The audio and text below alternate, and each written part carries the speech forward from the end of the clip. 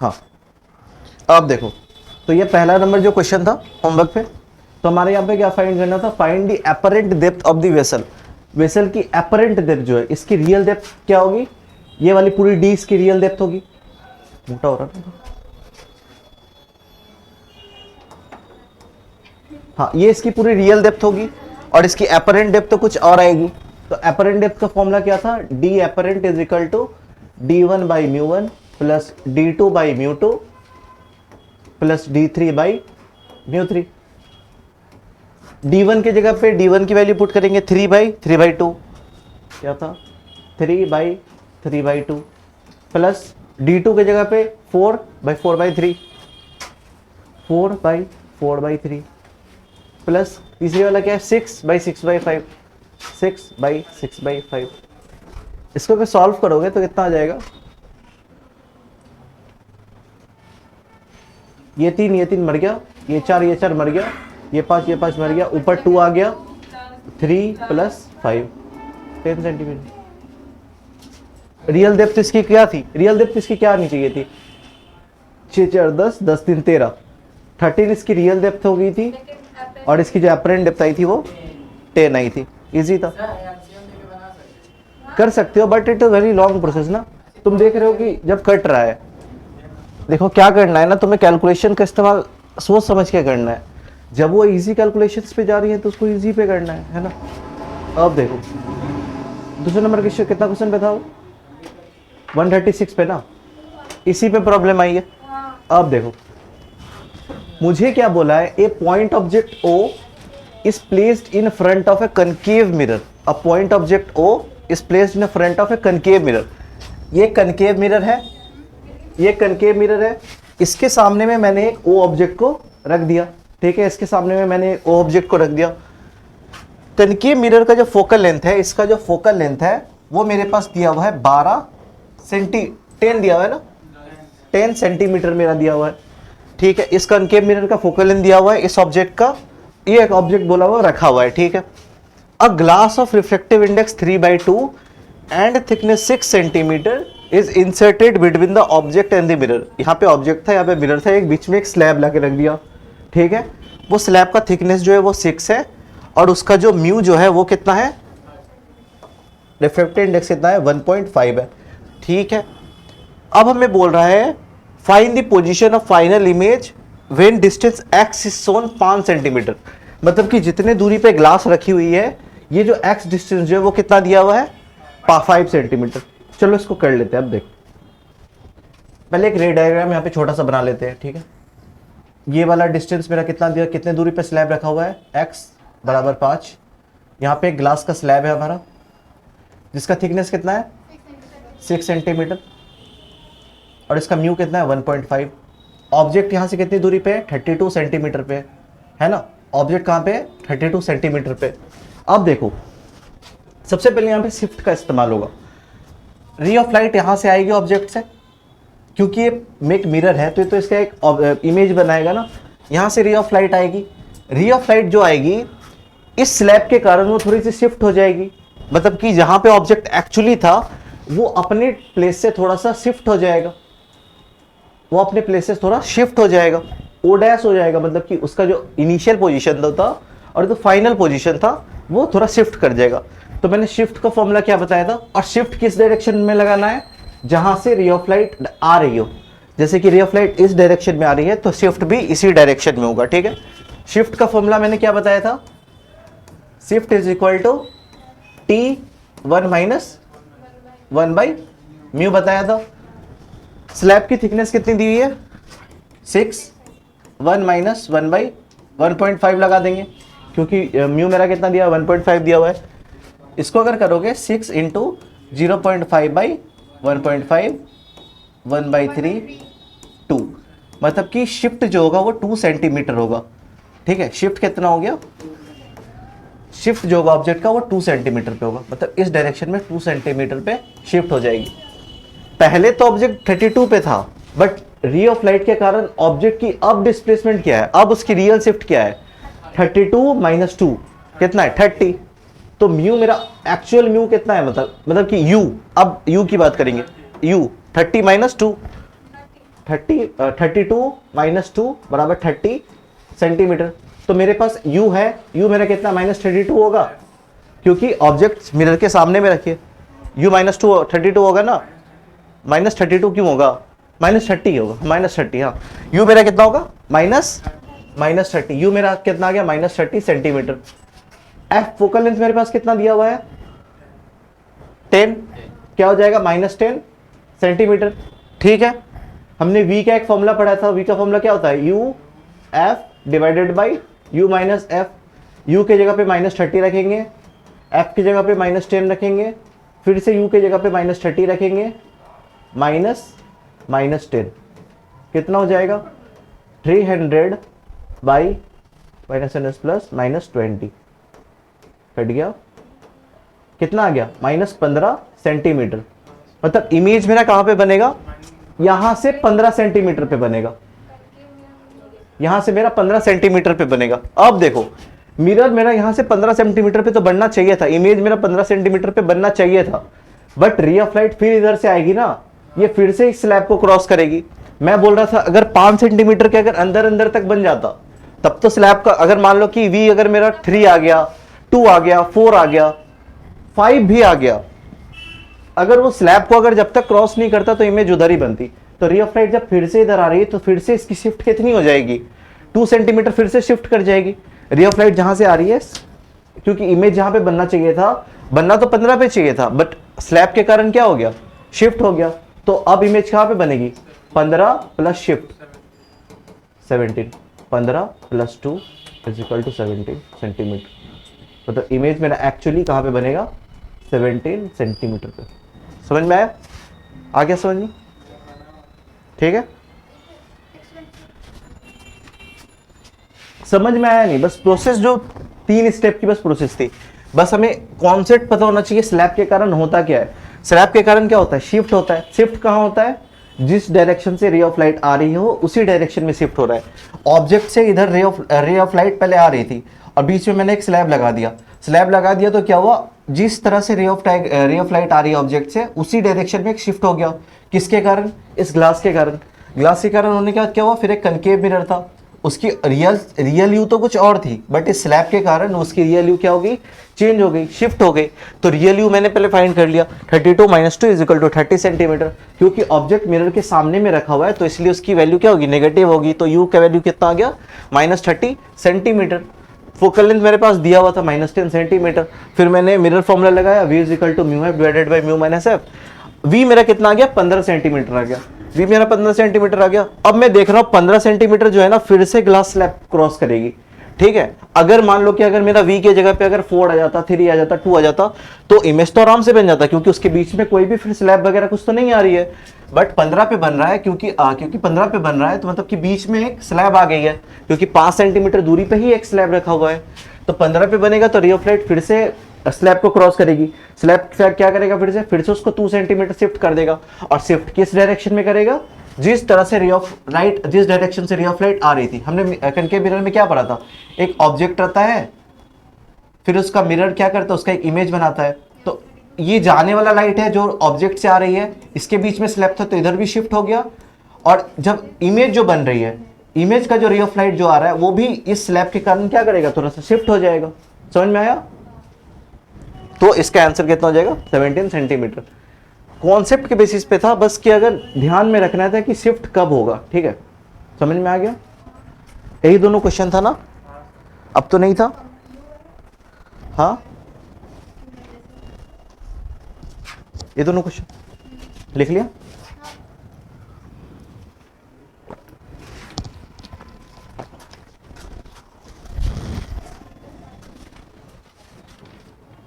Change कर दूं ना। अब देखो, अब हमने पढ़ा था कि lateral displacement through a glass slab क्या होता है। एक हमने ग्लास स्लैब लगा दिया था, रे ऑफ लाइट को जाना कैसा चाहिए था, रे ऑफ लाइट को जाना ऐसा चाहिए था, but due to the glass slab पहले रे ऑफ लाइट इधर बेंड करा, पहले रे ऑफ लाइट इधर बेंड करा, बेंड करने के बाद फिर दूसरा रिफ्लेक्टिंग सरफेस आया, रिफ्रैक्टिंग सरफेस आया, फिर रे ऑफ लाइट इधर बेंड करा। तो रे ऑफ लाइट को जाना तो ऐसा चाहिए था, बट क्या हुआ, ये इधर से चला गया। ये जो शिफ्ट जो है ना, ये जो डिस्टेंस है, इसी को हम लोग क्या कहते हैं, लैटरल शिफ्ट कहते हैं, लैटरल शिफ्ट कहते हैं, लैटरल शिफ्ट या लैटरल डिस्प्लेसमेंट या displacement through a glass slab भी कहते हैं इसको। तो हमने लैटरल शिफ्ट का फॉर्मूला क्या पढ़ा था, x is equal to t sign i minus r by cos r. एक और फॉर्मूला क्या पढ़ा था, t sign i 1 minus cos i by under root u mu square minus sin square i. ठीक है, अब देखो, अब इस पे भी एक क्वेश्चन कर लेते हैं। ये मैंने फिर से उसको लिख दिया था, और ये क्या बात लिखा था मैंने, शिफ्ट किस पे डिपेंड करती है, thickness of this slab, refractive index of this slab और एंगल ऑफ इंसिडेंस पे। ठीक है, अब इस पे क्वेश्चन क्या था,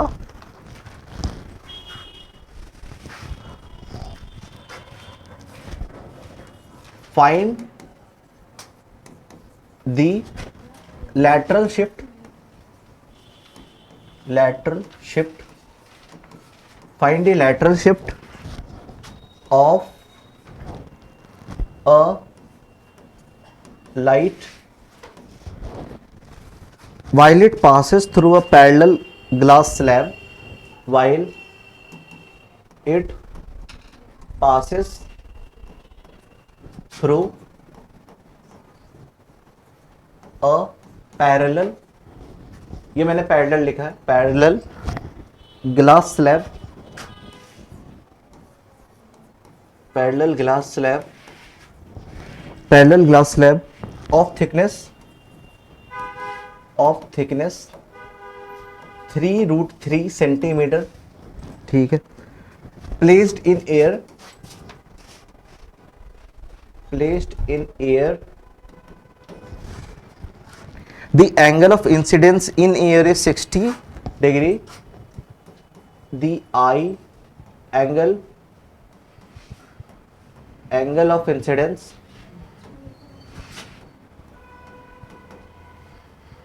in air is 60 degree, and angle of refraction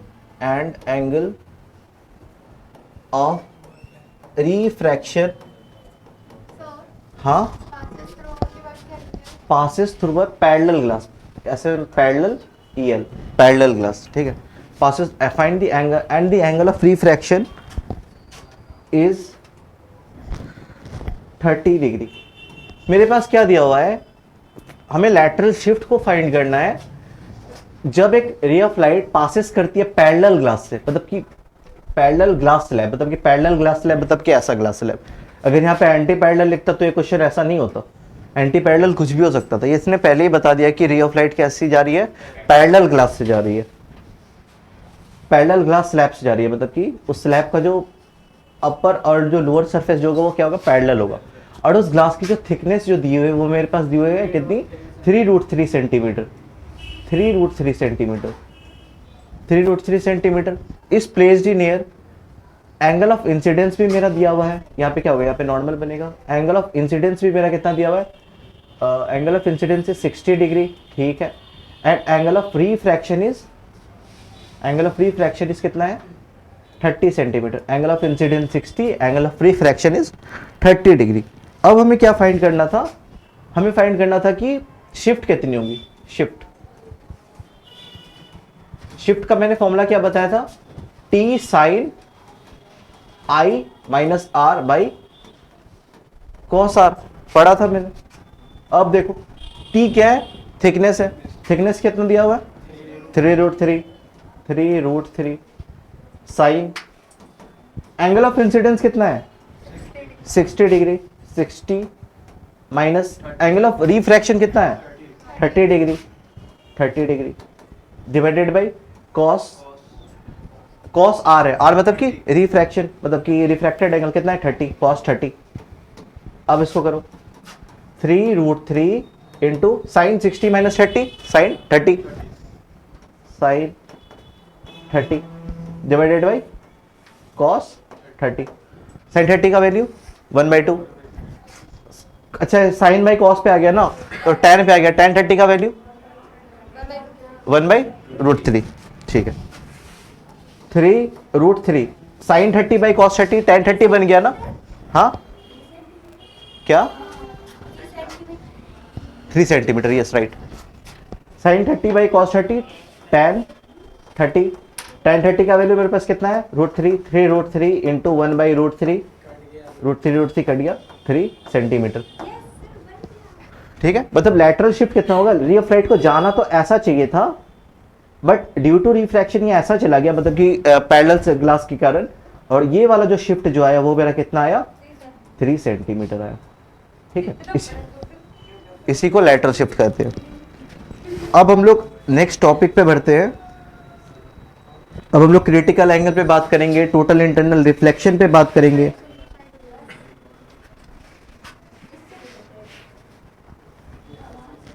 लिख लिया, लिख लो।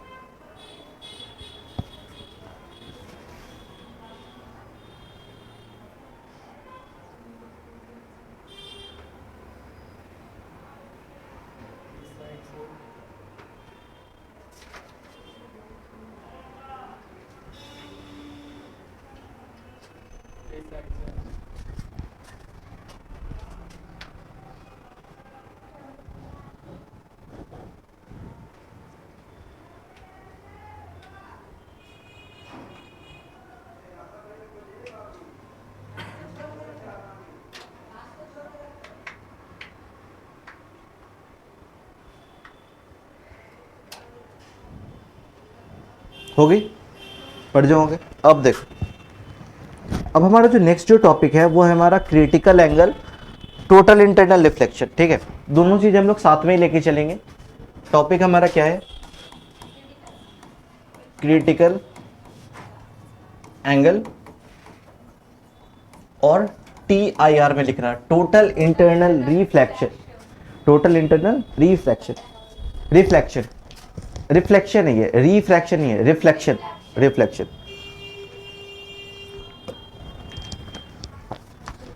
अब देखो,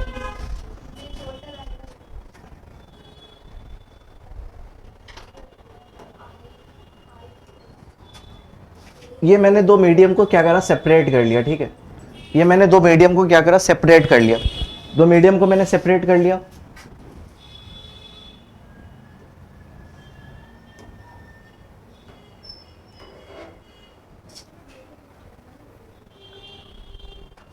टू, 3, अब देखो, ये म्यू,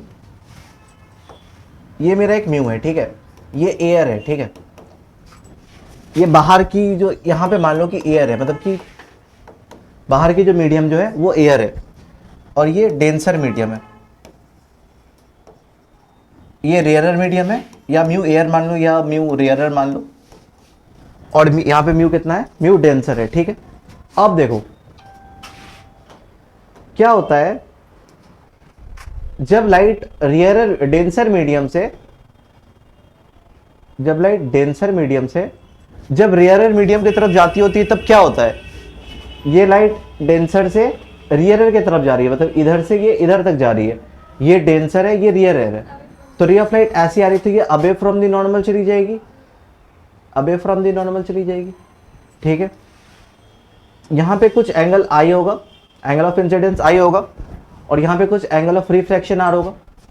अगर मान लो मैं किसी कारण से इस एंगल ऑफ इंसिडेंस को और बढ़ा देता हूं, ठीक है, पहले मेरा एंगल ऑफ इंसिडेंस ये था, अब मैंने एंगल ऑफ इंसिडेंस को और बढ़ा दिया, तो एंगल ऑफ रिफ्रैक्शन भी बढ़ जाएगा, एंगल ऑफ रिफ्रैक्शन भी बढ़ जाएगा। पहले ये R था, वो I1 था, अब ये और थोड़ा बढ़ जाएगा, मतलब कि अब ये थोड़ा और ऐसा हो जाएगा। ठीक है, पहले I1 था, अब ये I2 है, और ये R2 है। पहले मैंने एंगल I1 से इंसिडेंट करा तो रे ऑफ लाइट कुछ R बेंड हुई, अब मैंने एंगल ऑफ इंसिडेंस को कुछ थोड़ा और बढ़ा दिया, पहले ऐसा था, अब इसको मैंने और बढ़ा दिया, तो एंगल ऑफ रिफ्रैक्शन और बढ़ गई। तो ऐसा ऐसा करते करते ना मैंने क्या करा ना, एक बार इसका ऐसा इंसिडेंट करवा दिया, रे ऑफ लाइट को ऐसा ही इंसिडेंट करवा दिया कि रिफ्रैक्शन, एंगल ऑफ रिफ्रैक्शन जो हो गया ना बिल्कुल 90 डिग्री हो गया। मतलब अब जो रिफ्रैक्टेड एंगल जो निकली, मतलब अब जो रिफ्रैक्टेड एंगल, रिफ्रैक्टेड रे जो निकली वो बिल्कुल सरफेस को ग्रेस करने लग गई। मतलब कि अब मैंने I3 कुछ ऐसा कर दिया, एंगल ऑफ इंसिडेंस कुछ ऐसा ही कर दिया कि एंगल ऑफ रिफ्रैक्टेड रे जो हो गया ना वो कितना हो गया, 90 डिग्री हो गया, और रिफ्रैक्टेड रे जो कि बिल्कुल सरफेस को ग्रेस करने लग गई। मतलब ये सरफेस है, लाइट बिल्कुल सरफेस से चिपक के चल रही है, बिल्कुल मतलब सरफेस पे चल रही है। ऐसा एंगल को हम लोग कहते हैं क्रिटिकल एंगल। ऐसा एंगल ऑफ इंसिडेंस जब एंगल ऑफ रिफ्रैक्शन 90 डिग्री हो जाए, या फिर ऐसा एंगल ऑफ इंसिडेंस जब रिफ्रैक्टेड जो हो जाए स्टार्ट ग्रेजिंग द सरफेस, उसको हम लोग क्या कहते हैं, क्रिटिकल एंगल कहते हैं। और क्रिटिकल एंगल का कॉन्सेप्ट या फिर टोटल इंटरनल रिफ्लेक्ट का क्वेश्चन तभी लगेगा, हाँ क्या, ग्रेजिंग मतलब चरना, ठीक है। जैसे कि घास पे कैसे चरता है, लाइट जो है ना सरफेस को चरती हुई जा रही थी, मतलब बिल्कुल चिपक के चल रही है, ग्रेस करते हुए जा रही है, ठीक है, रेंगते हुए जा रही है उस सरफेस पे। पहले तो रे ऑफ लाइट ऐसे आ रही थी, फिर मैंने एंगल ऑफ इंसिडेंस और बढ़ाया, रे ऑफ लाइट और थोड़ी सी ऐसी होगी। अब मैंने इस एंगल को ऐसा कर दिया ना कि रे ऑफ लाइट जो है बिल्कुल रिफ्लेक्टेड है, बिल्कुल सरफेस को ग्रेस करती हुई, इस सरफेस को बिल्कुल ग्रेस करती हुई जा रही है, ग्रेस करती हुई जा रही है, ठीक है। और ये वाला या तो क्रिटिकल एंगल का कॉन्सेप्ट या फिर टोटल इंटरनल रिफ्लेक्शन का कॉन्सेप्ट, ये तभी लगाएंगे जब लाइट हमारी कहां से कहां तक जा रही हो, denser to rarer, denser to rarer. ये वाला, ये दोनों केस तभी पॉसिबल है जब हमारी लाइट कहां से जा रही हो, डेंसर से रेयरर की तरफ जा रही हो। अगर लाइट रेयरर टू डेंसर जा रही है तो ये पॉसिबल कभी भी नहीं होगा, ठीक है। अब देखो ये हमारे क्रिटिकल एंगल पे आ गया। अब मान लो कि मैंने किसी कारण से इस एंगल ऑफ इंसिडेंस को और बढ़ा दिया, क्रिटिकल एंगल से बस थोड़ा सा बढ़ाना है, क्रिटिकल एंगल से बस थोड़ा सा बढ़ाना है। मान लो कि मैंने क्रिटिकल एंगल से थोड़ा सा बढ़ा दिया तो लाइट क्या हो गया, अब टोटल इंटरनल रिफ्लेक्शन शो करने लग जाएगा। मतलब रे ऑफ लाइट अब क्या हो जाएगी, अब इसका रिफ्रैक्शन का प्रॉपर्टी खत्म हो गया, अब इसका रिफ्लेक्शन शो करना स्टार्ट कर दिया अब इसने। अब देखो, अब हम जाते हैं, जब यहाँ पे इंटरनल रिफ्लेक्शन हो रहा है तो रिफ्लेक्शन का सारा कॉन्सेप्ट लगेगा, angle i is equal to angle r भी लगेगा। मतलब ये वाला एंगल जो होगा I4, ये वाला भी I4 ही होगा, या फिर अगर इसको अगर मैंने R4 मान लिया तो ये वाला एंगल भी R4 ही होगा। और ये 100% रिफ्लेक्शन शो करता है, 100% रिफ्लेक्शन। 100% रिफ्लेक्शन का मतलब ये होता है कि जब देखो हम लोग मिरर से भी रिफ्लेक्शन होता है, तुम्हारा मिरर से बना, मिरर उसको रिफ्लेक्ट करके कोई उसका इमेज बनाया, बट एक्चुअली होता क्या है, प्लेन मिरर का केस ले लो या फिर किसी कोई भी अगर रिफ्लेक्शन जो कर रहा है, सरफेस जो होती है ना मिरर की, कुछ लाइट को एब्जॉर्ब करती है, कुछ लाइट को एडजॉर्ब भी करती है, ठीक है, उसमें दोनों फिनोमेना होता है। बट यहाँ पे टोटल इंटरनल रिफ्लेक्शन होता है, मतलब कि ऑब्जेक्ट, जितनी ऑब्जेक्ट की इंटेंसिटी, जिस इंटेंसिटी के साथ ऑब्जेक्ट थी उसी इंटेंसिटी के साथ उसकी इमेज बनेगी।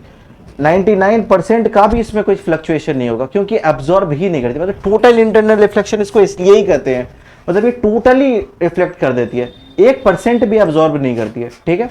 तो यही कॉन्सेप्ट था क्रिटिकल एंगल का। ऐसा एंगल जब इंसिडेंट एंगल कितना हो जाए, या तो 90 डिग्री हो जाए, या वो सरफेस को ग्रेस कर, या फिर रिफ्लेक्टेड रे जो है सरफेस को ग्रेस करती हुई चली जाए, ठीक है। अब देखो, अब इस केस का ना, जो हमने ये वाला जो केस था इसको हम एक जगह पे बना लेते हैं फिर से, ठीक, क्योंकि हमें क्रिटिकल एंगल का फॉर्मूला वगैरह भी बताना है ना। अब देखो, ये मैंने वही वाली सरफेस बना ली जो मेरी थी, ये मेरा नॉर्मल बन गया, ये मेरा इंसिडेंट एंगल बन गया। और इस केस पे हो क्या रहा था, क्या हुआ, अच्छा जाना है ना, अच्छा ठीक है, वेरी गुड। ये एंगल ऑफ इंसिडेंस है, ठीक है, ये एंगल ऑफ इंसिडेंस है। ठंड लग रही है क्या, अच्छा, ये देखो ये एंगल ऑफ इंसिडेंस है, और ये वाला कौन सा केस है, ग्रेजिंग इमरजेंस वाला केस है, ठीक है, 90 डिग्री वाला केस है। ये मेरा कितना मीडियम था, μ2 क्या है, डेंसर मीडियम था, और ये मेरा μ1 कितना था, रेयरर मीडियम था। इस पे क्या लगाओ, स्नेल्स लॉ लगाओ, ठीक है, ये दोनों सरफेस पे स्नेल्स लॉ लगाओ। क्या हो जाएगा, स्नेल्स लॉ अप्लाई करो, स्नेल्स लॉ अप्लाई करो। अच्छा चलो, μ1 इंटू साइन आई कितना है, साइन आई नहीं होगा, साइन आर होगा ना, एंगल ऑफ इंसिडेंस तो ये है, ये तो एंगल ऑफ रिफ्रैक्शन है ना। μ1 इंटू साइन 90 डिग्री होगा, साइन 90 डिग्री होगा। अब देखो बराबर μ2 इंटू साइन आई, और इसी आई को मैंने क्या बोला था, क्रिटिकल एंगल बोला था, है ना। इसको हम लोग आई सी भी लिख सकते हैं या फिर इसको डायरेक्ट सी भी लिख सकते हैं, ठीक है। अब देखो μ2 इंटू साइन सी लिख लेता हूं, ठीक है, या तो उसको आई सी लिख लो या फिर सी लिख लो। साइन 90 डिग्री इक्वल टू 1, तो μ1 का μ1 ही रह गया, μ2 साइन सी, साइन सी की वैल्यू क्या आएगी, μ1 बाई μ2, ठीक है, μ1 बाई μ2 हो गया। ये कौन सा मीडियम का रिफ्रैक्टिव इंडेक्स हो गया, μ2 कितना, कौन से मीडियम का रिफ्रैक्टिव इंडेक्स हो गया, डेंसर का, और μ1 रेयरर का। ये μ1 को नीचे कर लेते हैं, ठीक है, तो साइन सी क्या हो जाएगा, sine C is equal to 1 by u2 1 ऐसे करके लिख सकते हैं। हाँ एक मिनट दोस्तों, ऐसे करके भी लिख सकते हैं, ठीक है। तो साइन सी का मेरे पास क्रिटिकल एंगल का फॉर्मूला क्या आ गया, ऐसा फॉर्मूला, ऐसा जगह पे अगर लिख सकते हैं। ऐसा लिखने का फायदा और क्या है ना, अब देखो, क्योंकि मैक्सिमम टाइम हमारा क्या होगा ना, मीडियम जो रहेगी रेयरर वाली मीडियम वो एयर ही रहेगी। एयर के केस में वो u1 वाला क्या हो जाएगा, 1 हो जाएगा। तो sine C is equal to direct 1 by mu जो मेरा दिया रहे रिफ्रैक्टिव इंडेक्स उस मीडियम का, उसको डायरेक्ट पुट करके हम लोग sine C is equal to 1 by mu पे निकाल सकते हैं। हाँ बाबू पूछो, अब पूछो कैसे, क्वेश्चन क्या था ये तो बताओ।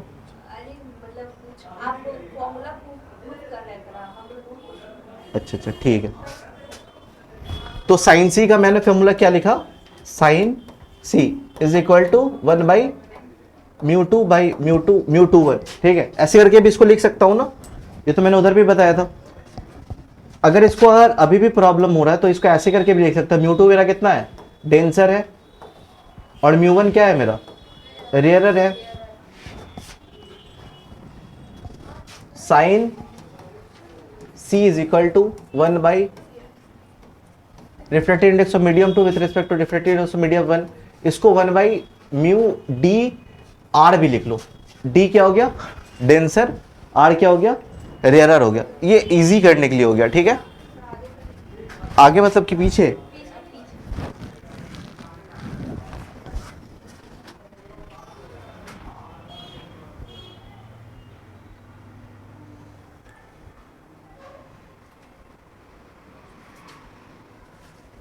हो गया।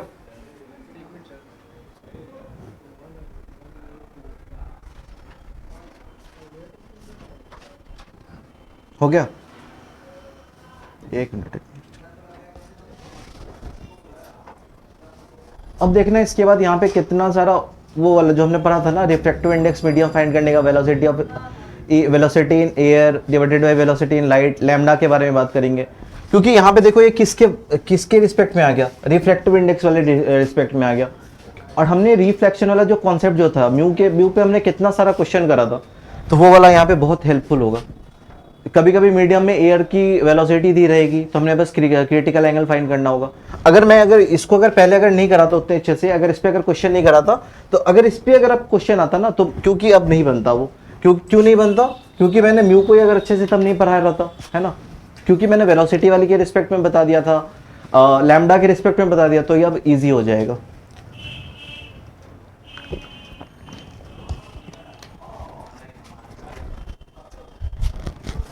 चेंज कर दूं स्लाइड। अब हमें बस बात क्या करना है, sign C is equal to refractive index of denser medium with respect to rarer medium. मैं इस चीज को बस इधर देख रहा हूं, क्योंकि जो भी वैल्यू आएगा उसको बस तुम्हें 1 से डिवाइड ही कर देना है। Refractive index of medium denser medium rarer medium, इसको मैं mu D by mu r भी लिख सकता हूं क्या, mu D by mu r, refractive index of denser medium divided by refractive index of rarer medium. यहां तक मैंने कर दिया। अच्छा, म्यू का मैंने और एक फॉर्मूला बताया था, म्यू इज इक्वल टू क्या होता है, सी बाई वी होती है क्या? मतलब velocity in rarer medium divided by velocity in denser medium, इसको लिख सकते हैं क्या? लिख सकते हैं क्या? क्योंकि म्यू इज इक्वल टू क्या होता है? सी बाई वी होता है, ठीक है। म्यू कितना है? इनवर्सली प्रोपोर्शनल है वी के, है ना। अच्छा, तो वेलोसिटी का मैंने और एक फॉर्मूला बताया था जो कि क्या था? F lambda. इसमें क्या लग सकता है? Lambda of rarer medium divided by lambda of denser medium. इतने को बस दिमाग में रखना है, इतने को भी दिमाग में रखना है, ठीक है। अब देखो, अब मेरे पास एक क्वेश्चन दिया हुआ है, वो क्या है? When the rarer medium is air, critical angle with respect to air.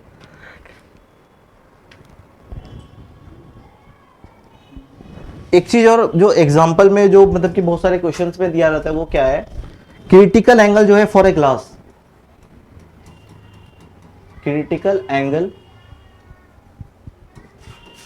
For a glass is 42 degree with respect to air। मतलब कि मान लो कि इधर एक कोई गिलास है, ठीक है, ठीक है, ये कोई गिलास है, ये नॉर्मल बन गया। अगर ये वाला एंगल अगर 42 डिग्री होगा तो रिफ्रैक्टेड जो क्या हो जाएगी? वो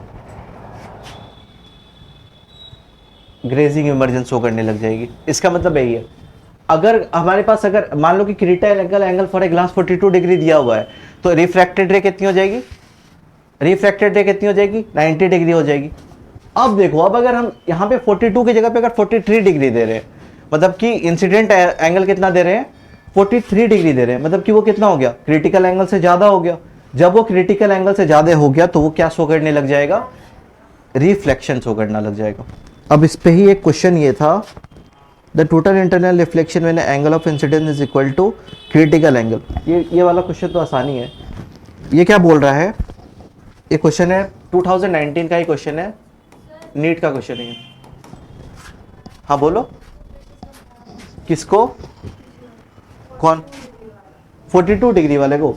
अच्छा देखो, ये ना मतलब कि बहुत सारे क्वेश्चंस में दिया रहता है, मैंने आगे जो मैं क्वेश्चन करवाऊंगा उस पर भी करवाऊंगा, लेकिन यहाँ पे क्या होता है? क्रिटिकल एंगल जो होता है ना ग्लास का, वो दिया रहता है 42 डिग्री। हाँ, 42 डिग्री जब दिया रहता है, मतलब कि एंगल ऑफ इंसिडेंस अगर 42 डिग्री अगर होगा, अगर एंगल ऑफ इंसिडेंस अगर 42 डिग्री होगा, तो रे ऑफ लाइट क्या कर जाएगी? ग्रेजिंग करने लग जाएगी। अगर इंसिडेंट एंगल अगर ये बता दिया क्रिटिकल एंगल 42 है और एंगल ऑफ इंसिडेंस 43 दिया है, ये वाला एंगल मान लो 43 दिया है, तो अब ये टोटल इंटरनल रिफ्लेक्शन शो करने लग जाएगा।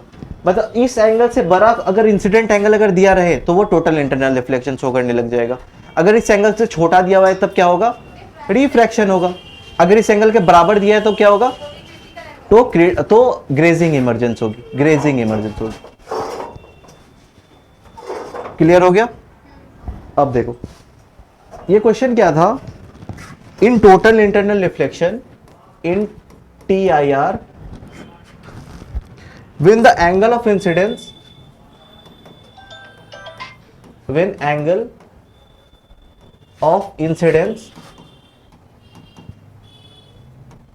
is equal to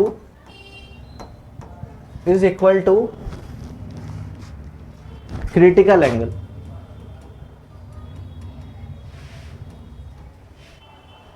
is critical angle, what will be the angle of reflection? What will be the angle of refraction? ये मुझे क्या बोल रहा है? Total internal reflection when angle of incidence is equal to critical angle. Total internal reflection वाला case है, जो angle of incidence जो दिया हुआ है वो ये एंगल ऑफ इंसिडेंस जो दिया हुआ है वो कितना दिया हुआ है? क्रिटिकल एंगल के बराबर दिया हुआ है, क्रिटिकल एंगल के बराबर दिया हुआ है। तो एंगल ऑफ जो रिफ्रैक्शन जो आएगी, ये वाला रे एंगल ऑफ रिफ्रैक्शन, ये कितना बराबर होगा? कितना के बराबर होगा? ये वाला एंगल मेरा क्रिटिकल एंगल के बराबर दिया हुआ है, क्रिटिकल एंगल के बराबर दिया हुआ है, तो एंगल ऑफ रिफ्रैक्शन क्या होगा? ऑप्शन था, ए था equal to equal to angle of incidence, B था 90 डिग्री, सी था 180 डिग्री, डी था 0 डिग्री। टोटल इंटरनल रिफ्लेक्शन हो रहा है जब एंगल ऑफ इंसिडेंस कितना है, ये वाला एंगल जो है वो कितना है, क्रिटिकल एंगल के बराबर है। तो एंगल ऑफ रिफ्रैक्शन क्या होगा, ये वाला जो एंगल ऑफ रिफ्रैक्शन ये क्या होगा, मैंने पीछे ही पढ़ा, पीछे क्या पढ़ा,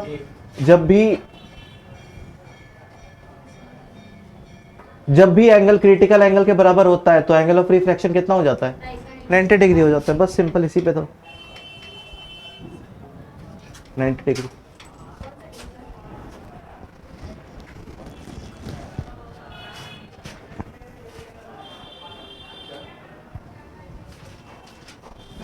हो गया?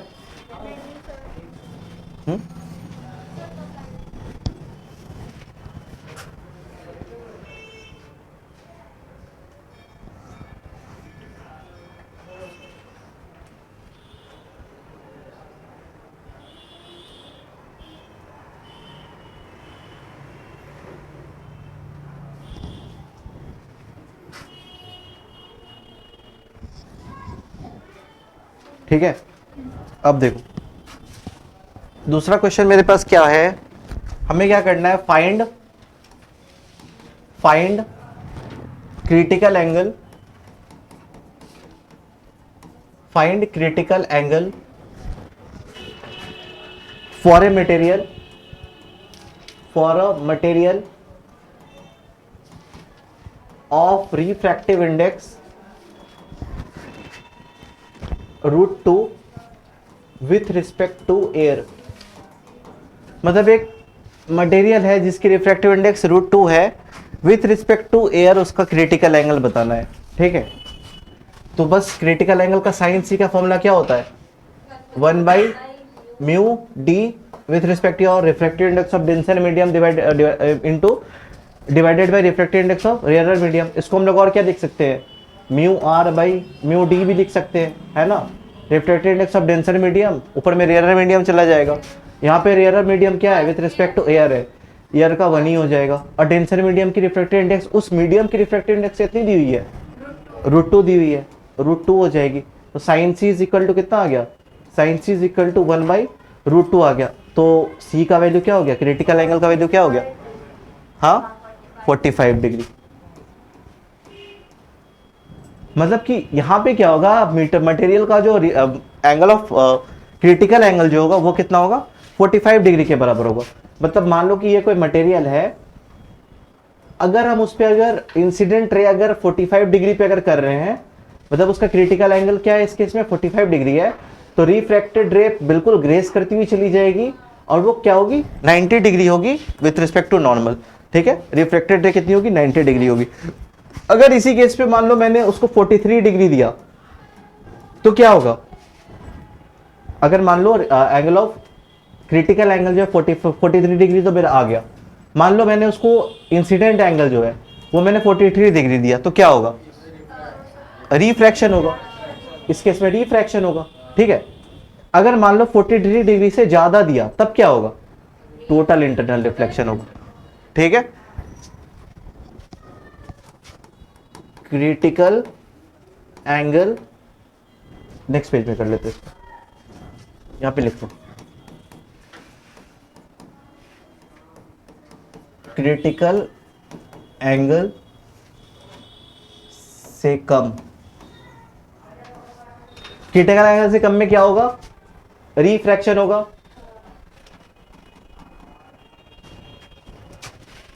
Equal to critical angle, equal to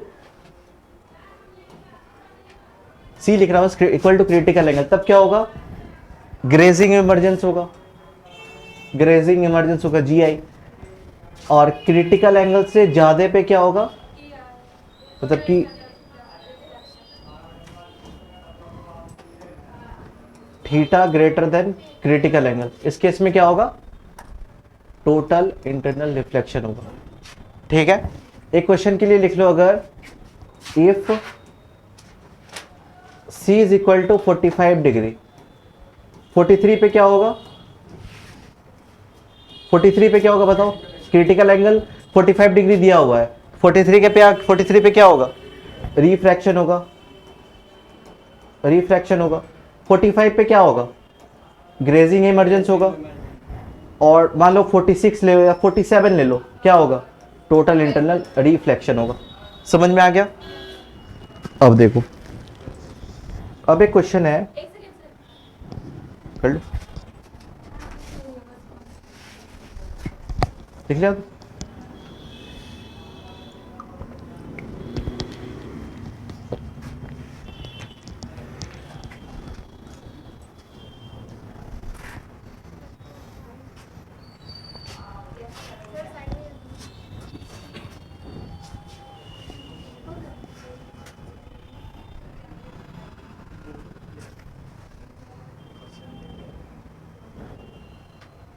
हो गया, हो गया।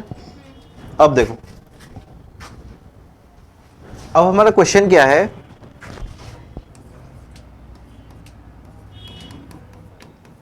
Critical angle of A prism is 30 degree, of a prism is 30 degree, velocity of light in that medium, the velocity of light in the medium, the velocity of light, the velocity of light in medium, in medium is, critical angle 30 degree है, velocity बताना है उस medium में क्या होगा, निकल जाएगा? Try करो, ऑप्शन देना है, ऑप्शन दे दूं? मेरा पहला ऑप्शन जो है वो क्या है, 1.5 into 10 to the power 8 metre per second. B मेरा है 3 into 10 to the power 8 metre per second. C मेरा है 4.5 into 10 to the power 8 metre per second. और डी मेरा है नॉन। ये 4 ऑप्शन दिया हुआ।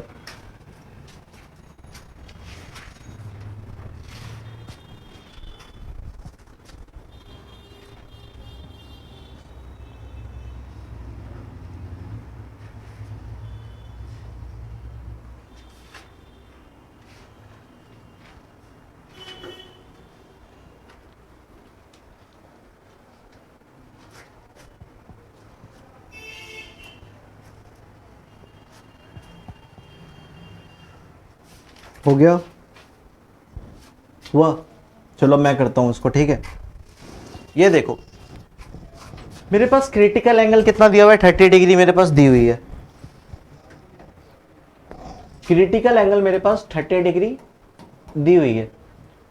हम लोग क्रिटिकल एंगल का फॉर्मूला जानते हैं। क्रिटिकल एंगल का हमारे पास एक ही फॉर्मूला है, sign C is equal to 1/μ d denser medium with respect to rare medium. इसको हम लोग और क्या लिख सकते हैं, mu of rare divided by mu of denser लिख सकते हैं, ऐसा भी लिख सकते हैं हम लोग, ठीक है। हमारे पास ये तो दिया हुआ है साइन सी की वैल्यू, मतलब कि क्रिटिकल एंगल की वैल्यू, सी की वैल्यू तो मेरे पास क्या दी हुई है, 30 डिग्री दी हुई है। क्या मेरे पास यहाँ पे किसी भी केस से मेरे पास ये दिया हुआ है क्या, म्यू दिया हुआ है क्या, तो ये वाला तो यूज नहीं होगा। अब एक स्टेप आगे बढ़ जाओ, mu R by mu D को हम लोग क्या लिख सकते हैं, velocity in denser medium divided by velocity in rare medium, ऐसे भी लिख सकते हैं क्या, उसको लिख सकते हैं ना। अब देखो क्योंकि मेरा ये लाइटर मीडियम है बाहर का, ठीक है, लाइटर मीडियम है, तो वेलोसिटी रेयर मीडियम किसके बराबर हो जाएगी, स्पीड ऑफ लाइट के बराबर हो जाएगी। तो साइन सी को हम लोग क्या लिख सकते हैं, sine C is equal to velocity in denser medium divided by velocity in rare medium. अब देखो डेंसर मीडियम की वेलोसिटी तो हमें बतानी है ना, क्योंकि मीडियम की वेलोसिटी तो हमें बतानी है, और रेयर मीडियम की वेलोसिटी किसके बराबर हो जाएगी, स्पीड ऑफ लाइट के बराबर हो जाएगी, 3 into 10 to the power 8 metre per second के बराबर हो जाएगी। साइन सी का वैल्यू मेरे पास दिया हुआ है 30 डिग्री, सी का वैल्यू मेरे पास दिया 30 डिग्री, तो साइन सी क्या हो जाएगा, साइन 30 डिग्री क्या हो जाएगा, 1/2, 1/2 हो गया, ठीक है। तो वेलोसिटी इन डेंसर मीडियम आ जाएगा क्या, √3 इंटू 10 टू द पावर 8 उधर चला जाएगा।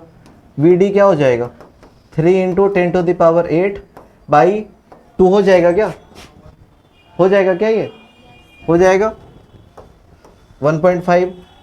तो वेलोसिटी इन डेंसर मीडियम कितनी आ गई 1.5 इंटू 10⁸ मीटर पर सेकेंड। पहला ऑप्शन करेक्ट है। ठीक है,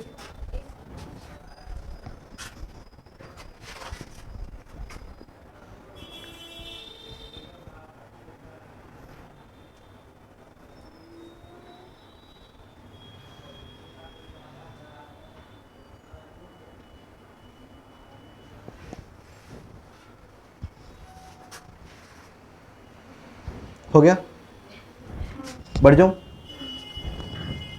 अब देखो, अब मेरे पास क्या है क्वेश्चन में, मेरे पास अब क्या दिया हुआ है, क्वेश्चन क्या है, the wavelength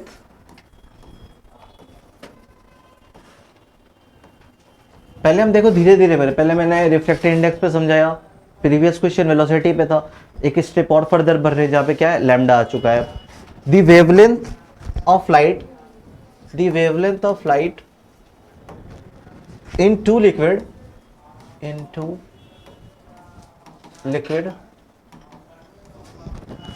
x and y is 35 angstrom, is 3500 angstrom and 7000 angstrom and 7000 angstrom। ठीक है, then the critical angle x respect to y will, then critical angle x with respect to y is, solve करना है किसी में, करो।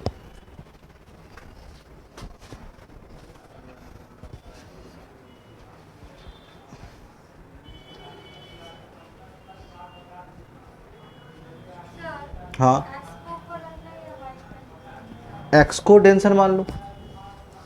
अच्छा, x को denser क्यों क्यों मानना है ये बता रहा हूँ।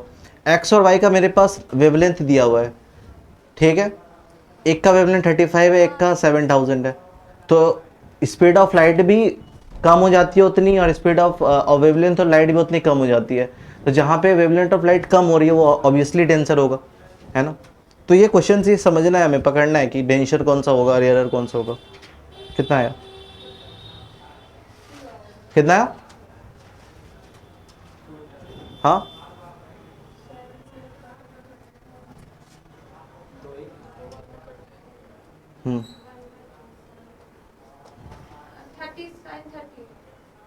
साइन 30 सही है कि सबका आ गया, सबका साइन 30 आ गया है, हाँ 1/2 है। ये देखो इसको सॉल्व कैसे करना है। मैंने बात करा था कि मैंने रिफ्रैक्शन में मैंने म्यू जब मैं पढ़ा रहा था तब मैं बता रहा था कि म्यू का वैल्यू क्या होता है, c/v के बराबर होता है। वेलोसिटी में लाइट इन मीडियम भी कितनी गुना कम हो जाती है, उतने गुना कम हो जाती है, उतने रिस्ट्रिक्टेड गुना कम हो जाती है, और वेवलेंथ और लाइट भी उतने गुना कम हो जाती है। यहाँ पे मेरे पास दो वेवलेंथ दिया हुआ था, एक था 3500 एंगस्ट्रॉम, एक था 7000 एंगस्ट्रॉम। कौन सा कम है, ऊपर वाला कम है, तो ऑब्वियसली बात है कि वो कितना होगा, कैसा होगा, रेयरर मीडियम होगा। तो इसको x मान लेते हैं, इसको y मान लेते हैं, इसको μx मान लेते हैं, ये μy मान लेते हैं। यहाँ पे लैम्डा मेरा है 3500 एंगस्ट्रॉम, 3500 एंगस्ट्रॉम, इसका लैम्डा मान लेते हैं mu lambda x lambda y, ये कितना हो गया 7000 एंगस्ट्रॉम। अब देखो मेरे पास साइन c का वैल्यू मेरे पास कितने क्या है 1/μd with respect to r, इसको हम लोग और क्या लिख सकते हैं 1/μx with respect to y, इसको हम लोग और क्या लिख सकते हैं mu of y by mu of x। मेरे पास म्यू के रिस्पेक्ट में तो है नहीं, ये लैम्डा के फॉर्मेट पे है, लैम्डा के फॉर्मेट पे है, तो अब इसको लैम्डा के फॉर्मेट पे कर लेते हैं, lambda of x lambda of y। अब देखो लैम्डा ऑफ x मेरा कितना है 3500 एंगस्ट्रॉम, और लैम्डा ऑफ y मेरा कितना है 7000 एंगस्ट्रॉम, 1/2। साइन सी का वैल्यू कितना आ गया 1/2, sine C is equal to 1/2, C मेरा कितना हो जाएगा 30 डिग्री, इतना ही था। ठीक है, रुकना है क्या, हाँ जा सकते हो। एक दो क्वेश्चन और कराऊंगा बस, 1 2 3 4 5 6 क्वेश्चन।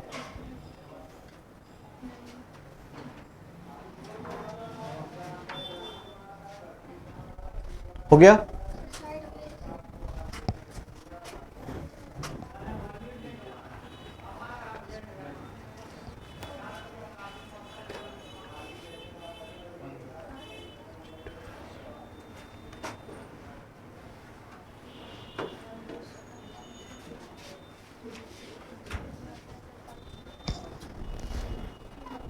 करूं?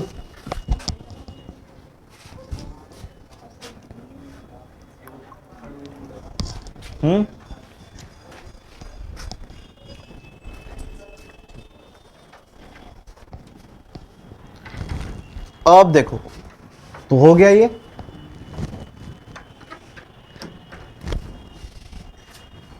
एक क्वेश्चन ये है, इसके बाद एक क्वेश्चन दूंगा, कराऊंगा, वो नेक्स्ट वाली होमवर्क रहेगी, ठीक है। क्वेश्चन क्या है, अ रे ऑफ लाइट, नहीं इसको मैं बताऊंगा अभी, इसको मैं बताऊंगा। A ray of light travelling in a transparent medium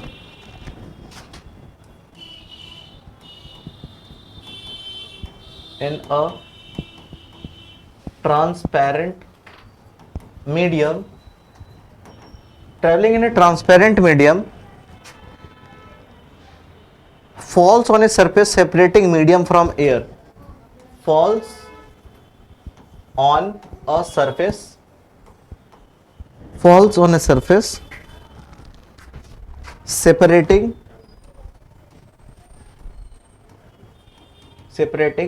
medium from air, falls on a surface separating medium from air at the angle of incidence 45 degree, at the angle of incidence 45 degree, at the angle of incidence 45 degree, the ray undergo total internal reflection, the ray undergo TIR, total internal reflection, if n is the refractive index of medium with respect to air, if n is the refractive index of medium with respect to air, ठीक है। Select the possible values for n, select the possible values of n, n का मेरे पास value दिया हुआ है a b c d, 1.3 1.4 1.5 1.2, option मेरे पास है 1.3 1.4 1.5 1.2। Question समझा दूं? क्वेश्चन क्या बोल रहा है, a ray of light travelling in a transparent medium, ये कोई मीडियम में, ट्रांसपेरेंट मीडियम में ट्रेवल कर रही है, ठीक है। मतलब ये कोई मीडियम में, ट्रांसपेरेंट मीडियम में ट्रेवल कर रही है, ठीक है। ये कोई ट्रांसपेरेंट मीडियम में ट्रेवल कर रही है, falls on a surface separating medium from air, ये रे ऑफ लाइट एक मीडियम में ट्रेवल कर रही थी, इधर मीडियम में ट्रेवल कर रही है, इधर देखो बाबू, ये एक मीडियम में ट्रेवल कर रही थी ये रे ऑफ लाइट, ठीक है। ये एक सरफेस पे टकराया, किस पे टकराया, falls on a surface separating medium from air, बाहर का मीडियम एयर है, अंदर का मीडियम कुछ है, ये एक सरफेस पे फॉल कर रही है, जो क्या कर रही है, सेपरेट कर रही है एयर को अंदर वाले मीडियम से, सेपरेट कर दिया, इस पे फॉल करा, इस पे फॉल करने के बाद क्या हुआ, angle of incidence is 45 degree, इस पे एंगल ऑफ इंसिडेंस जो हुआ वो कितना हो गया, 45 डिग्री के बराबर हो गया, ये एंगल जो हो गया ये 45 डिग्री के बराबर हो गया, angle of incidence is 45 degree. The रे अंडरगो टोटल इंटरनल रिफ्लेक्शन, इस रे ना ग्रेजिंग करा ना रिफ्लेक्शन करा, इसने टोटल इंटरनल रिफ्लेक्शन ही कर दिया, ठीक है। जब इसने टोटल इंटरनल रिफ्लेक्शन करा, if n is the refractive index of medium, इस मीडियम की जो रिफ्रैक्टिव इंडेक्स जो है वो मेरे पास दी हुई है n, मुझे बताना है select the possible values of n की पॉसिबल वैल्यू जो होगी वो क्या होगी, क्या वो 1.3 होगी, क्या वो 1.4 होगी, क्या वो 1.5 होगी, क्या 1.2 होगी। अब ये बताओ, मैं करवा दूं, इसको करवा दूं। अब देखो, सबसे पहले बात करते हैं टोटल इंटरनल रिफ्लेक्शन का, यहां पे केस है, टोटल इंटरनल रिफ्लेक्शन का केस है। अच्छा, जब टोटल इंटरनल रिफ्लेक्शन जब होता है तब हमारे पास क्या होता है, एंगल ऑफ इंसिडेंस किसके बड़ा होता है ना, एंगल ऑफ क्रिटिकल एंगल के। यही ना पॉसिबिलिटी है कि जब रे अंडरगो टोटल इंटरनल रिफ्लेक्शन होगी, इसके अलावा तो और कोई केस नहीं है। एंगल ऑफ इंसिडेंस मेरे पास दिया हुआ है जो क्या है 45 डिग्री, तो साइन 45 डिग्री जो है वो बड़ा होना चाहिए साइन ऑफ क्रिटिकल एंगल से, होना चाहिए। अब देखो साइन 45 डिग्री कितना होता है, कितना होता है 1/√2। साइन सी का वैल्यू क्या होता है 1/μ of d, denser medium with respect to rare medium, और डेंसर मीडियम यहाँ पे 1/sin सी को हम लोग क्या लिख सकते हैं, mu of denser medium with respect to mirror medium. यहाँ पे mu D by mu are का वैल्यू कितने के बराबर हो जाएगा, डेंसर मीडियम का रिफ्रैक्टिव इंडेक्स मेरे पास n दिया हुआ है, और रेयर मीडियम का रिफ्रैक्टिव इंडेक्स कितना है, क्योंकि बाहर में एयर है, एयर का रिफ्रैक्टिव इंडेक्स 1 हो जाएगा। तो 1/μd इतनी, इसके जगह पे मैं डायरेक्ट n लिख सकता हूँ क्या, ठीक है इसको लिख देता हूँ। तो अब इधर इसको करते हैं, ठीक है 1/√2, ठीक है, ग्रेटर देन 1/n हो जाएगा, ठीक है n हो जाएगा। n को इधर लाते हैं, n must be greater than is equal to √2, n must be greater than √2। √2 का वैल्यू क्या होता है 1.414, n की वैल्यू मेरी किस बड़ा आना चाहिए, कितना बड़ा आना चाहिए 1.414 से बड़ा आना चाहिए, ठीक है 1.414 से बड़ा आना चाहिए। पहला ऑप्शन देखते क्या है 1.3 है, क्या 1.414 से बड़ा है, ये ऑप्शन नहीं होगा। दूसरा ऑप्शन क्या है 1.4 है, 1.4 है, क्या 1.414 से बड़ा है, ये भी नहीं है। तीसरा ऑप्शन देखते हैं 1.5, ये तो 1.4 से बड़ा, 1.414 से बड़ा है, ये वाला ऑप्शन। चलो कोई 4 भी चेक कर देते हैं, क्या पता उससे भी और बड़ा हो। 1.2 दिया हुआ है, क्या 1.414 से बड़ा है, ये भी नहीं होगा, option C is the correct, ठीक है समझ में आया। क्या लगना है तो बताना है उसको ना।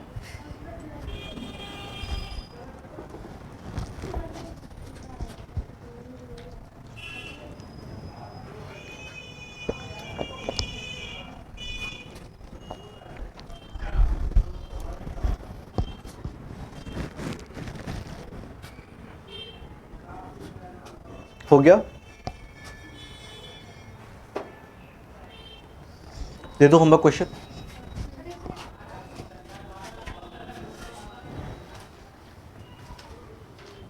देखो दिखने में बोर्ड में इतना लग रहा है, बट ये सॉल्यूशन बस हुआ इतने में ही है, 3 लाइन में ही सॉल्यूशन हुआ है, ठीक है।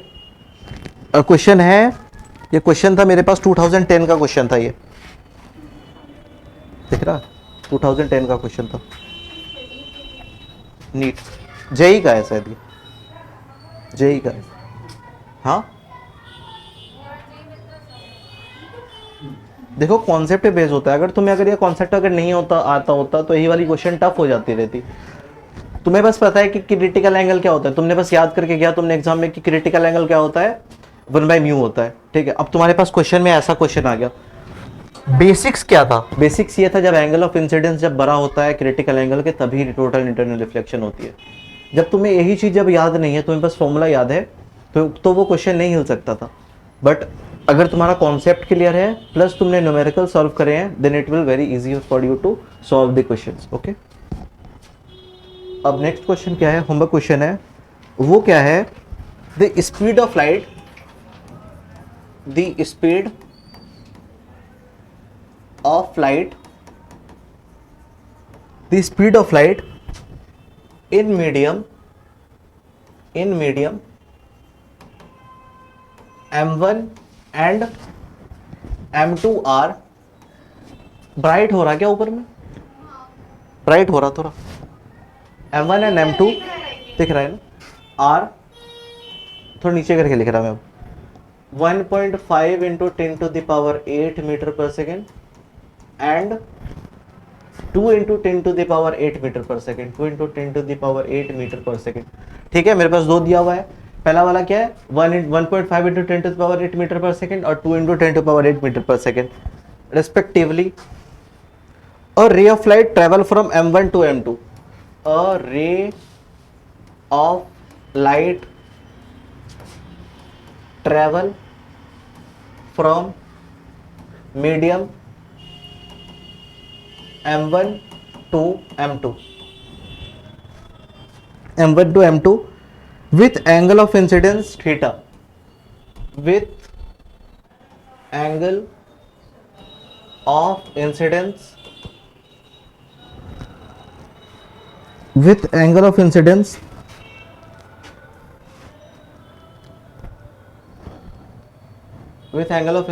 theta, with angle of incidence theta.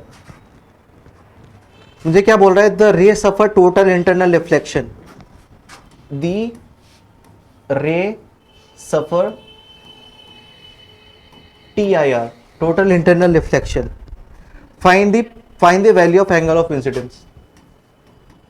Find the value of angle. Find the value of angle of incidence theta. Angle of incidence theta is. तो मेरा पास ऑप्शन पहला क्या है? Greater than sine inverse 4/3।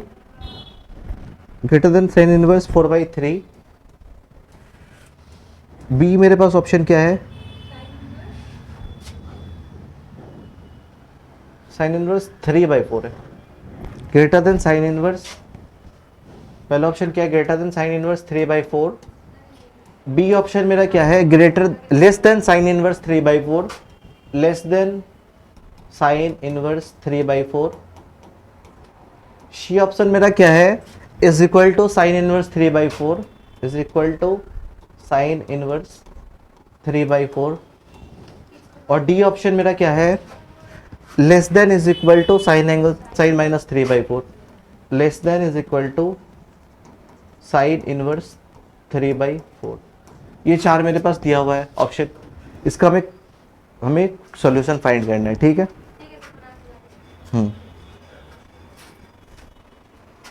एक और क्वेश्चन लिख लो इसके बाद। क्या करना है? नहीं लिखा क्या? हो गया ना? हाँ, एक मिनट लिख लो।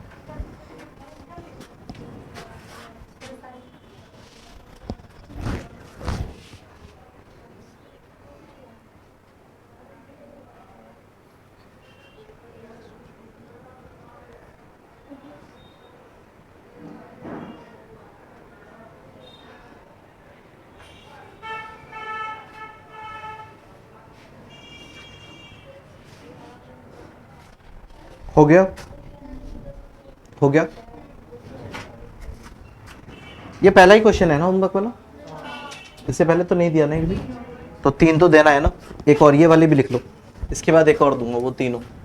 ये क्या है मेरा? For the given incident ray, for the given incident ray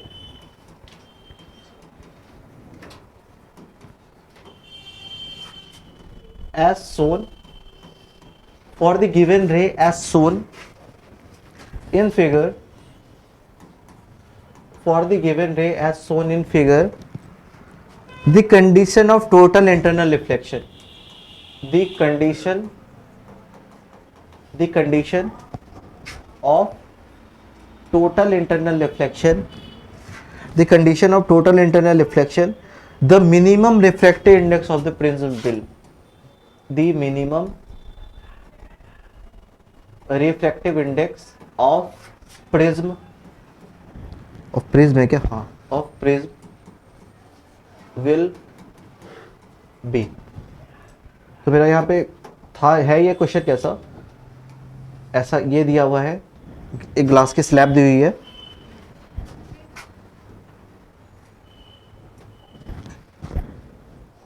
इसके पास नॉर्मल है।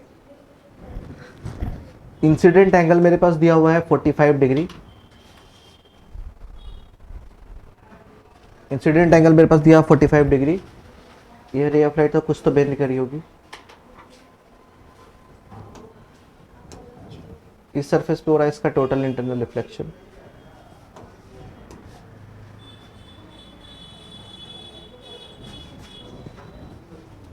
लिख रहे हो क्वेश्चन? हाँ, ये वाला जो एंगल जो है वो मेरे पास दिया है 45 डिग्री। 45 डिग्री हमें बताना है, ये इंसिडेंट रे है, इंसिडेंट रे यही है, यही इंसिडेंट रे। हमें क्या फाइंड करना है? हमें फाइंड करना है minimum refractive index of this prism. इसका म्यू हमें फाइंड करके देना है, इसका म्यू हमें फाइंड करना है। ऑप्शन लिख लो। ऑप्शन है √3 + 1/2,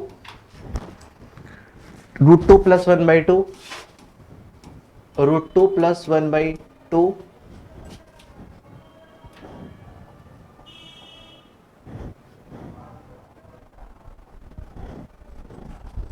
बी क्या है? √2 + 1/2, √3/2, √3/2, और डी ऑप्शन मेरा क्या है? √7/6, √7/6। ठीक है, ठीक है। एंगल ऑफ इंसिडेंस जो है दी हुई मेरी दी हुई है 45 डिग्री। द कंडीशन है TIR, यहाँ पे इसका क्या हो गया? TIR हो गया। हमें बस ये बताना है कि इसका रिफ्रैक्टिव इंडेक्स मीडियम का क्या होगा। ठीक है,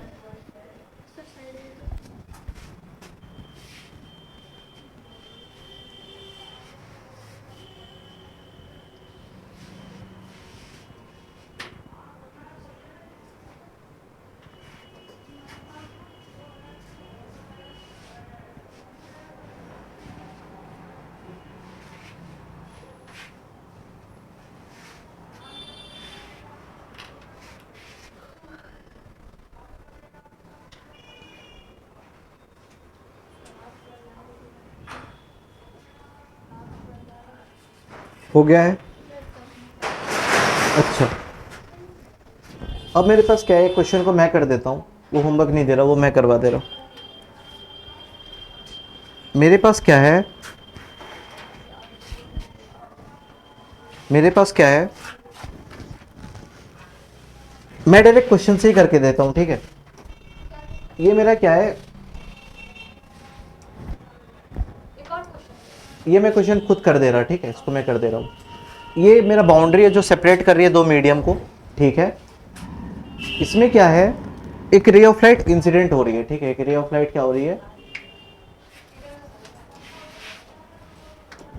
एक रे ऑफ लाइट इंसिडेंट हो रही है। इस सरफेस पे क्या हो रहा है? टोटल इंटरनल रिफ्लेक्शन भी हो रहा है, और साथ ही साथ इस पे क्या हो रहा है? रिफ्रैक्शन भी हो रहा है। टोटल इंटरनल रिफ्लेक्शन भी हो रहा है। हाँ, ये पोलराइजेशन का केस है, हम लोग पढ़ेंगे आगे जाके। आगे मतलब कि कहाँ पे?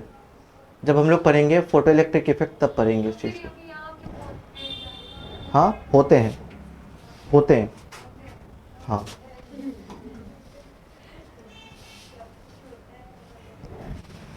ठीक है, बस और क्या क्या दिया हुआ है? ये एंगल ऑफ इंसिडेंस ए है, ये एंगल ऑफ, ये कौन सा रे हो गया? रिफ्लेक्टेड रे हो गया। ये कौन सा रे हो गया? रिफ्रैक्टेड रे हो गया। ये मेरा एंगल ऑफ इंसिडेंस आई दिया हुआ है, ये मेरा एंगल ऑफ रिफ्लेक्शन आर दिया हुआ है। और क्या बोल रहा है? Angle of incident ray, reflected ray और रिफ्रैक्टेड रे। ये रिफ्लेक्टेड रे हो गया और ये रिफ्रैक्टेड रे हो गया। ये दोनों जो है वो है 90 डिग्री पे, ठीक है। ये दोनों एंगल के, दोनों रे के एंगल का जो सम दिया वो मेरे पास दिया हुआ है 90 डिग्री। ये क्या है? ये एंगल ऑफ रिफ्रैक्शन है जो दिया मेरे पास दिया हुआ है आर डैश दिया हुआ है। हमें क्या फाइंड करना है? हमें फाइंड करना है क्रिटिकल एंगल इसका क्या होगा। ये रेयरर मीडियम है, ये डेंसर मीडियम है। ये रेयरर मीडियम है, ये डेंसर मीडियम है। कोई ट्राई करना चाहता है इसको? ट्राई करना है किसी को?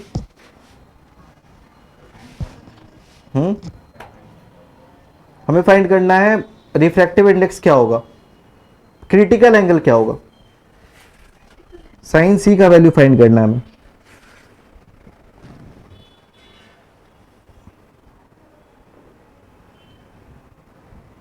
हो जाएगा?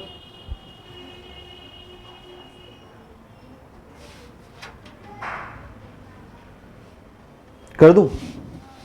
करूं? एक चीज देखो, हमें क्या फाइंड करना है? हमें क्रिटिकल एंगल फाइंड करना है। तो क्रिटिकल एंगल के लिए दिमाग लगाओ यार, अगर हमें क्रिटिकल एंगल अगर फाइंड करना है तो मेरे पास किसी तरह से मेरे पास mu D by mu are का वैल्यू बस आ जाए, मेरे पास तो और कोई तरीका नहीं है। Refractive index of denser medium with respect to rarer medium मेरे पास कहीं तरह से अगर आ जाएगा तो मेरे पास क्या आ जाएगा, मेरे पास mu D by mu r की वैल्यू आ जाएगी, जिससे हम लोग क्या कर लेंगे, क्रिटिकल एंगल का वैल्यू निकाल लेंगे, है ना, सिंपल सा है। तो इसका ऑप्शन क्या था, इसका 4 ऑप्शन लिख रहे क्या, ऑप्शन क्या, मैं तो समझा ही रहा, कोई दिक्कत नहीं है। इसका ऑप्शन भी दिया हुआ था साइन इनवर्स tan, ये भी एक प्रीवियस ईयर क्वेश्चन ही है, बट ये बहुत पुरानी क्वेश्चन है, 1996 की क्वेश्चन है, 1996 की क्वेश्चन दिख रहा। पहले के क्वेश्चन अच्छे लेवल के होते थे, ये पहले लेवल के क्वेश्चन होते थे, अच्छे होते थे। अब देखो हमें क्रिटिकल एंगल को क्या करना है, फाइंड करना है, क्रिटिकल एंगल को हमें फाइंड करना है। अब देखो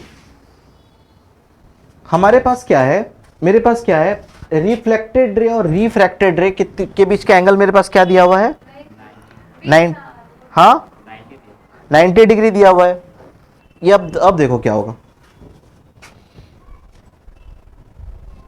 ये वाली टोटल एंगल जो है ना, इसको हमें 180 डिग्री मानना पड़ेगा, ठीक है, स्ट्रेट लाइन ही है वो, लेकिन यहाँ पे दिया हुआ है वो स्ट्रेट लाइन ही बनाना है उसको, ठीक है। अगर वैसे करके नहीं करना है तो अब पैरेलल हो गया तो हम नहीं बना पाएंगे उसको। अच्छा, अब इसको स्ट्रेट बनाने का और कोई तरीका ढूंढो जिसपे मेरा दोनों एंगल आ जाए। अच्छा, क्योंकि मैं स्ट्रेट लाइन इसलिए बना रहा था क्योंकि मेरा यहाँ पे एंगल ऑफ इंसिडेंस भी आ जाता, एंगल ऑफ रिफ्रैक्शन भी आ गया, तो मैं सोच रहा वो काम नहीं करेगा क्योंकि रे जो है क्या स्ट्रेट नहीं है, क्या ये नॉर्मल स्ट्रेट है, वो नॉर्मल स्ट्रेट है। अगर ये नॉर्मल स्ट्रेट है तो हम क्या करते हैं, r प्लस 90 डिग्री भी तो दी हुई है, r plus 90 degree plus r dash is equal to 180 degree, ये तो हो सकता है ना, ये हो सकता है, ये हो सकता है। तो मेरे पास r डैश की वैल्यू क्या आ जाएगी, r डैश 90 माइनस r, ठीक है। r डैश की वैल्यू मेरे पास कितना आ गया, 90 माइनस r आ गया। अब देखो, अब हम क्या लगाते हैं यहाँ पे, स्नेल्स लॉ लगाते हैं, μ1 क्योंकि ये रेयरर मीडियम है, mu are sin i is equal to mu D sign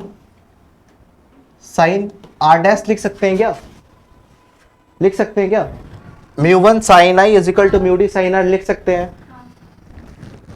sign आई किसके बराबर है, आर के बराबर है, आर के बराबर है ना, mu are sine R is equal to mu D sign are dash को हम क्या लिख सकते हैं, 90 माइनस आर लिख सकते हैं क्या,